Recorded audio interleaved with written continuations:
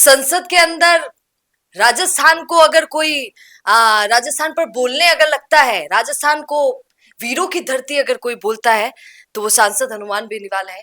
कल उनका जलवा आपने देखा किस तरीके से उठकर बोले हैं। अपना टाइम पूरा होने के बाद भी लगातार बोले हैं और सबको बोले हैं कि कुछ भी कहिए मैं तो बोलूंगा, घंटी नहीं घंटी कितनी बजाइए पर मैं तो अपनी बात कंप्लीट करके ही बैठूंगा। कल उन्होंने किस तरीके से राजस्थान के बारे में बताया, किस तरीके से जाट नेता वो जाटों के बारे में बताया, जाट वीरों के बारे में बताया। संसद में मुद्दा चाहे कोई भी हो, अगर वीरता की बात हो जाती है तो हनुमान बेनीवाल समाज की बात जरूर करते हैं। क्यों ऐसा है, आज इसी पर थोड़ी चर्चा करते हैं, क्योंकि सबने चुप्पी साध ली थी जब वो बोल रहे थे। क्या बोलेंगे सर, मुद्दा क्या था और उन्होंने किस तरीके से अपने समाज को भी रिप्रेजेंट कर दिया वहां पर? देखिए, हनुमान बेनीवाल का तेवर, क्लेवर और फ्लेवर हमेशा बहुत जबरदस्त होता है संसद में। और इसीलिए राजस्थान से 25 सांसद होने के बावजूद सबसे ज्यादा जो हाईलाइट होते हैं, सुर्खियों में आते हैं, सोशल मीडिया पे छाते हैं, जिसके बारे में बात होती है, वो हनुमान बेनीवाल ही है। आप समझिए, वंदे मातरम पे बहस हो रही थी और उस बहस को इतने सुंदर तरीके से उन्होंने हर विषय पर ले गए। जहां उन्होंने अपने समाज का भी ख्याल रखा, वहां के वीरों की भी बात की, तो वहीं पर सरकार को घेरने जब लगे और स्पीकर ने घंटी बजा दी तो उस पर भी चुटकी ली और कहा कि जैसे ही सरकार का नाम आया आप घंटी बजाने लगते हो। यही नहीं, उन्होंने सरकार को भी बहुत तरीके से इस चीज पर घेरा कि एक तरफ तो वंदे मातरम पर आप इतना सब कुछ कह रहे हैं और संसद के अंदर नारे, जब वंदे मातरम के, जय हिंद के नारे लगाने पर आप रोक लगा देते हो, कहते हो कि अनुशासनात्मक कार्रवाई कर रहे हैं। ये कहां तक ठीक है? समझने वाली बात यह है कि हनुमान बेनीवाल ने, उनका नंबर ही रात को 9:30 बजे के आसपास आया था, लेकिन इस सब के बावजूद भी अपने वक्तव्य को किस तरीके से नोटिस करवाना है, किस तरीके से उसमें सारी बातें कह देनी है, वो हनुमान बेनीवाल की कला है, जिसमें वो निपुण है। और कहीं ना कहीं आप देखेंगे कि ऐसे ऐसे विषय वो संसद में टच करते हैं जो शायद कोई नहीं कर रहा। उन्होंने पुतिन के आने के जस्ट उसी वक्त, उसी टाइमिंग पर जो लोग फंसे हुए हैं वहां पर, भारतीय फंसे हुए हैं, उस मुद्दे को उठाया। ये प्रयास और किसी ने नहीं किया। उन्होंने उस मुद्दे को उठाया और कहा कि आप पुतिन का स्वागत कर रहे हैं, पहले उन लोगों को तो लाइए।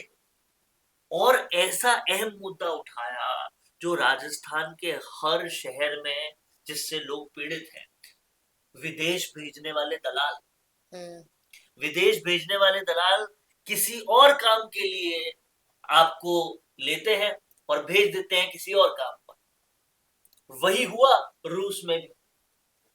वो लोग नौकरी करने गए थे और उन्हें मिलिट्री में लड़वाने भेज दिया रूस की। इस मुद्दे को उन्होंने उठाया और बोला कि पहले फंसे हुए लोगों को लाओ। संसद में हमेशा उन चीजों को टच करना जो कहीं ना कहीं पीड़ा का ऐसा मंजर है जिस पर ध्यान नहीं दिया जा रहा, ये हनुमान बेनीवाल का काम। आप देखिए, वो तमाम सारे परिवार जो धरना दे रहे थे, जिनके लोग फंसे हुए थे, उनको अगर किसी ने सुना तो हनुमान बेनीवाल ने सुना। और अगर हाल ही की जो वंदे मातरम पर उन्होंने स्पीच दी उसकी बात करें, तो तमाम सारे जाट समाज के जो शूरवीर हैं उनको भी उन्होंने टच किया और कहीं ना कहीं संसद को ये याद भी दिलाया कि आप वंदे मातरम जैसे सब्जेक्ट पर बहस तो कर रहे हो, लेकिन खुद ही वंदे मातरम बोलने से रोक रहे हो, ये कहां तक ठीक है?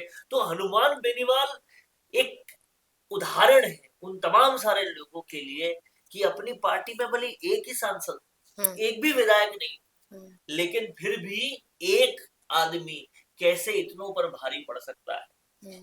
लोग ये सोच के भौचक के रह जाते हैं कि इतनी तैयारी, इतनी सारी बातें, इतनी सारे वक्तव्य कहां से तैयार करते हैं हनुमान बेनीवाल, जबकि वो पूरे दिन तमाम सारे पीड़ितों से मिलते हैं, उनके मुद्दे सॉल्व करते हैं, अपनी पार्टी बना रहे हैं, पार्टी के लोग बना रहे हैं, उन सब का काम कर रहे हैं और उस बीच में इन चीजों के लिए भी वक्त निकाल रहे हैं।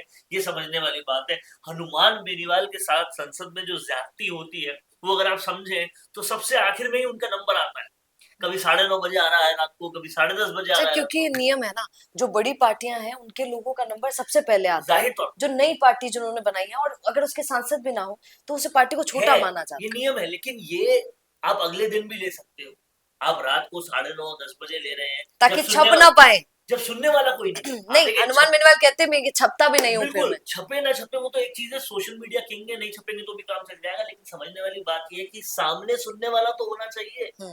सत्ता पक्ष के लोग जिनको एक्शन लेना है वो तो होने चाहिए, लेकिन उसके बाद भी आप छाप छोड़ देते हो, ये बड़ी बात है।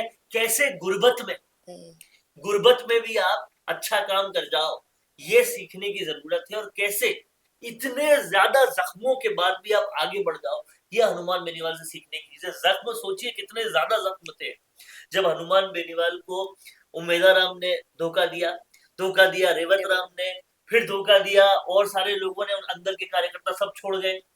इस सब के बावजूद भी वो आगे बढ़े, रुके नहीं। और आप हनुमान बेनीवाल की पर्सनालिटी के और अंदर जाएंगे तो आपको ये पता चलेगा कि हनुमान बेनीवाल चाहे कुछ भी हो जाए, कितना भी हो जाए, वो रुकने का नाम नहीं लेते और काम करना छोड़ते नहीं है। ये एक बेहतर बात है। अब आप इन बातों पर क्या कहना चाहेंगे?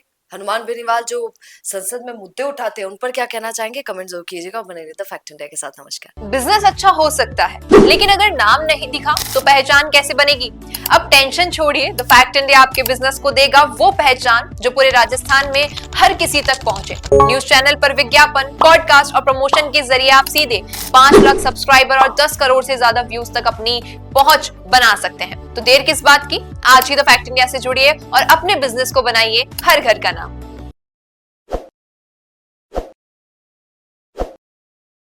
ताज़ा खबरों के लिए विजिट करें द फैक्ट इंडिया।